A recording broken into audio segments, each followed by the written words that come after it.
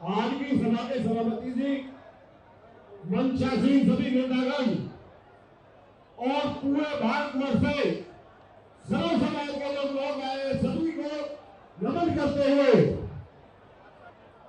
ये देश हमारा कृषि प्रधान देश था जो पहले जमीनों को छीनने का काम करा, अब हमारे घरों को जाने का काम कर रहे हैं। ये सरकारें कृषि प्रधान देश को खत्म करके उद्योगपतियों को फायदा पहुंचाना चाहती है। ये हमको उजाड़ने की इतनी नीयत है। हमारे समाज पहले 1000 वर्ष गुजरे से उनको उखाड़ के फेंकने का काम करा और 1857 में मेरठ की भूमि से लड़ाई लड़ने का काम करा। अब समय आ गया है कि अब हमें दिल्ली से ही और फरीदाबाद से 1800 गदर की शुरुआत करनी पड़ेगी। ये जो हाल हो रहा है, ये हमारे नेताओं की कमी है। मैं स्पष्ट बता रहा हूं, ये सब नेताओं की कमी है जो उसे हमें उजाड़ने का काम करा जा रहा है। क्योंकि हमारा इस देश में कोई वर्चस्व नहीं है। देश को आजाद करने का काम करा, सारा काम करा, पर देश को आज भी किसी क्रांतिकारियों को सम्मान के रूप में नहीं देखा जा रहा। और अब हमारे घर पर वापिस आती है। मैं सभी पूरा समाज के लोगों से, सर्व समाज से सम्मान करूंगा कि भाई लोगों, जहां तुम्हारा खून बढ़ेगा वहां हमारे खून की नहर बनेगी। जय हिंद, जय भारत। भाइयों, बहुत बहुत धन्यवाद। भाई जो आनंद के भाई कृपया करके जो युवा शक्ति है नीचे उतर जाए मन से, हमें वैसा सवाल नहीं है। और जो मेरे गांव के भाई पहले मेहमानों को कुर्सी दे दे, आपसे हाथ जोड़ के रिक्वेस्ट है, ये हमारे लिए आए यहाँ पे सभी गांव वाले जो उठ सकते हैं, भैया मेहमानों को कुर्सी दे दे, हाथ जोड़ के रिक्वेस्ट है भाई से। धन्यवाद। मैंने पहले आग्रह किया था कि जो व्यवस्था में साथी लग रहे हैं, आप केवल अपनी व्यवस्था में योगदान दें। मैं अगला वक्ता के तौर पर आग्रह करूंगा, उत्तर प्रदेश के नोएडा की धरा से चलकर के हमारे बीच में आए सम्मानित चौधरी रघुनाथ सिंह जी से आग्रह करूंगा कि आप आए, अपनी बात को रखें, कैसे इस समस्या से समाधान पाने का रास्ता मिलेगा। रघुनाथ सिंह जी, समय सीमा के लिए थोड़ा सा आग्रह है, ध्यान रखें। आज की सभा के अंदर जी और सभी बुजुर्ग, नौजवान साथियों, माताएं, बहनें, प्यारे बच्चों, मैं आपसे एक निवेदन करना चाहता हूँ। आप सब लोगों से एक निवेदन करना चाहता हूँ कि कृपया शांति से सुन लें। ये किसी एक व्यक्ति की लड़ाई नहीं है। मैं तमाम स्टेज पे जो लोग बैठे हैं पीछे, उनको भी निवेदन करना चाहता हूँ, कृपया शांति से 5 मिनट सुन लें। किसी एक व्यक्ति की लड़ाई नहीं है, सबकी लड़ाई है। मेरा पूर्व वक्ताओं ने सबने बहुत कुछ कहा है। मैं नेक्स्ट टाइम में थोड़ी सी बात आपसे कहना चाहता हूँ। देश संविधान से चलता है और अगर संविधान तोड़ता है तो जो ब्यूरोक्रेट है वो संविधान तोड़ता है। आप सब लोग गौर से सुनने का प्रयास करें। आप सब लोग, मेरी हाथ जोड़ के विनती है कि ये किसी एक व्यक्ति की लड़ाई नहीं है, खाली अनंतपुर की नहीं है, गलतफहमी में मत रहो। ये पूरे एनसीआर की लड़ाई है और एनसीआर में लाखों गांव आते हैं। मैं नोएडा से आया हूं, मेरा जिला गौतम बुद्ध नगर है, मेरे बराबर में बुलंदशहर है। हर आए दिन कोई ना कोई तोड़फोड़ होती है गांव में। आपका 4200 एकड़ का माजरा है। मैं वकील भी नहीं हूं, लेकिन मैं जानना चाहता हूं कि बहुत मेरे भाई वकील हैं, बुद्धिजीवी बैठे हैं, और खासकर मेरे राष्ट्रीय अध्यक्ष सलाहकार जी बैठे हैं। मैं उनसे खासकर निवेदन करना चाहूंगा कि मेरी बात को जरा गौर से सुने। 85 में भारतीय राष्ट्रीय कांग्रेस की सरकार थी। स्वर्गीय श्री राजीव गांधी ने कानून बनाया था 1985 एनसीआर एक्ट, और उस एनसीआर एक्ट के तहत ही डेवलपमेंट होना था यहाँ। जो उसकी 85 में कानून बना, और आपको बताऊं तीनों विधानसभाओं से रेजुलेशन पास करके ये कानून बनाया गया। भारत सरकार को अख्तियार दिए गए कि यहाँ जो डेवलपमेंट होगा वो भारत सरकार तय करेगी। भारत सरकार ने संसद से कानून बनाया और उसके बाद उस कानून के तहत बोर्ड बनाया जिसका ऑफिस दिल्ली हैबिटेट सेंटर में है, और उस बोर्ड में तमाम राज्य सरकारें और भारत सरकार के पोर्टफोलियो में 7 शहरी विकास मंत्री उसके चेयरमैन हैं।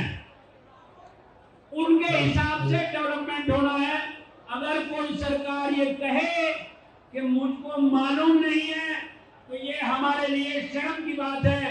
वो व्यक्ति चाहे वो कोई नौकरशाह हो, चाहे किसी प्रदेश का मुख्यमंत्री हो, हरियाणा, राजस्थान, उत्तर प्रदेश और दिल्ली, या मेरे पूर्व साथी बैठे हैं सब, मेरा सबसे निवेदन है मेरी बात को गौर से सुन लें।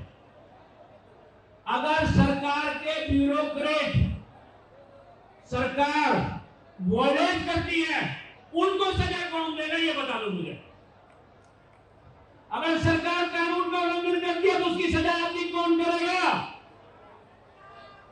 बता सकते हो क्या? तो जब गांव की मलकियत है तो फॉरेस्ट कैसे हो गई ये बताओ पहले, हमें समझाओ कि फॉरेस्ट कैसे हो गई। सबके खसरा नंबर अलग है, रजिस्ट्री अलग है, तो फॉरेस्ट कैसे हो गई? कानून हो सकता है 50 कानून है, मैं कानून का ज्ञाता नहीं हूं, लेकिन मेरा आपसे निवेदन है, मैं परसों भी आया था, मैंने एक प्रेस मीट भी की थी, मेरे पास रिकॉर्ड है, मैं सुप्रीम कोर्ट भी गया, दिल्ली हाई कोर्ट भी गया।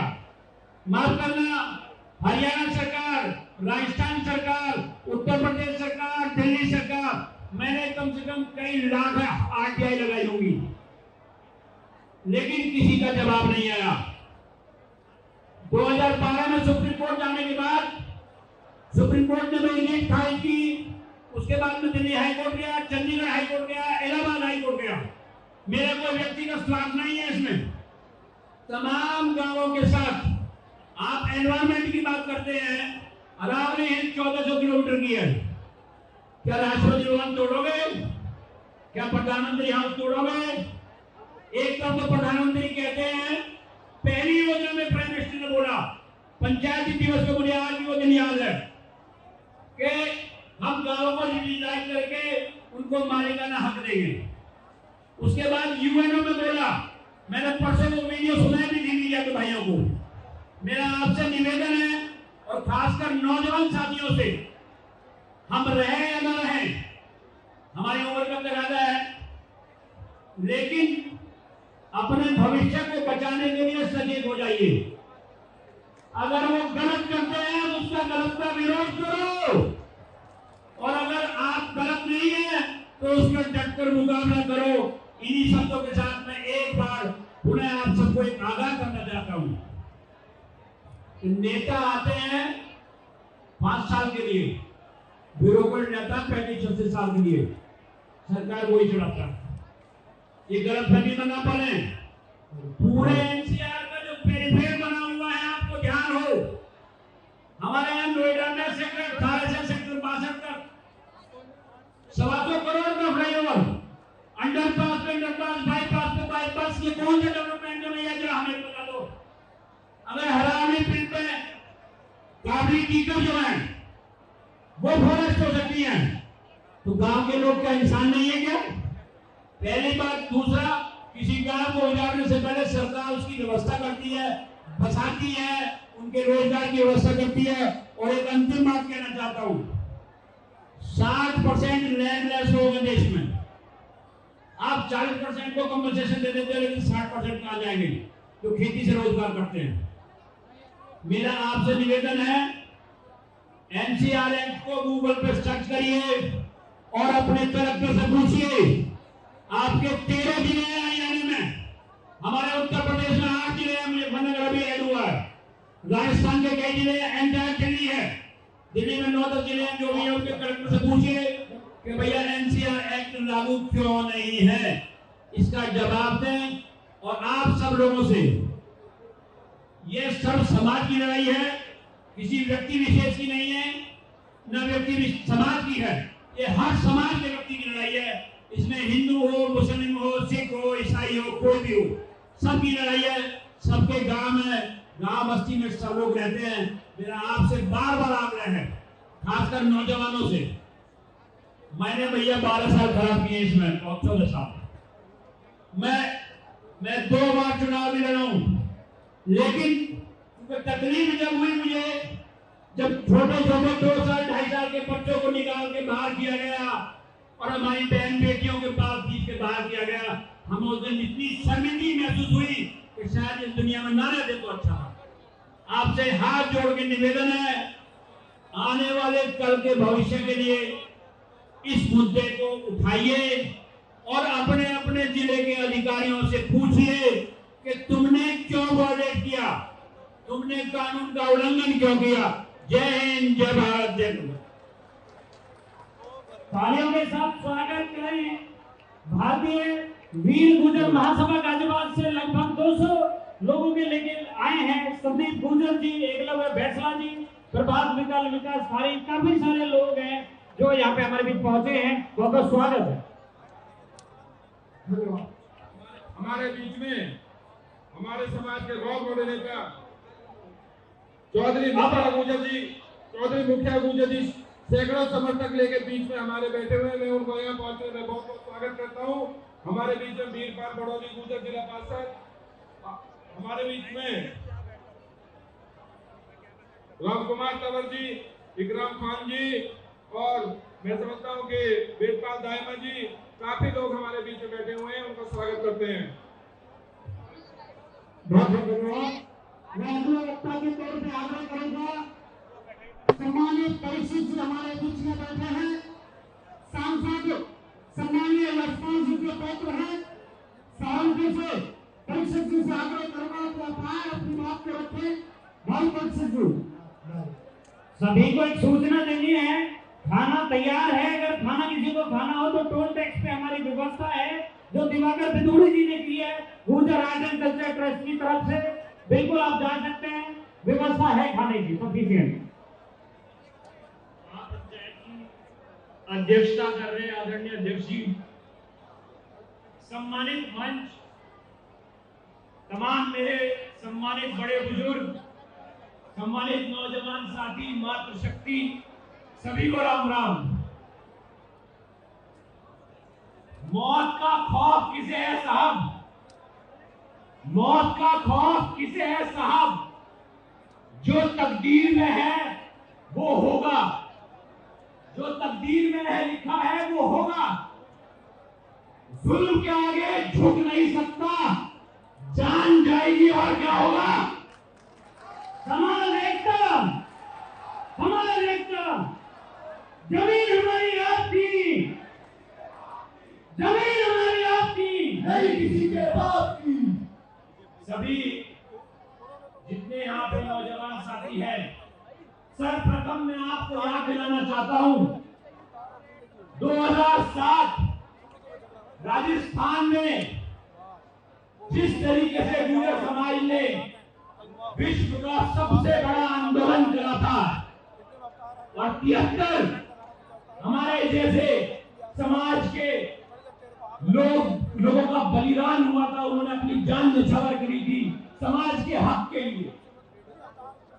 मैं बहुत छोटा था उस समय, मुझे बहुत ढंग से याद है, 4 जून की तारीख थी। सहारनपुर जिले में उस आंदोलन के लिए परम पूज्य बाबा जी स्वर्गीय श्री चौधरी यशपाल सिंह जी के नेतृत्व में आंदोलन हुआ था। चारों तरफ से सहारनपुर बंद कर दिया गया था। उसी तरीके से यहाँ हमारे संचालक महोदय कह रहे थे कि क्या सुझाव है आपका। मेरा सुझाव यही है, अपने अपने जिले में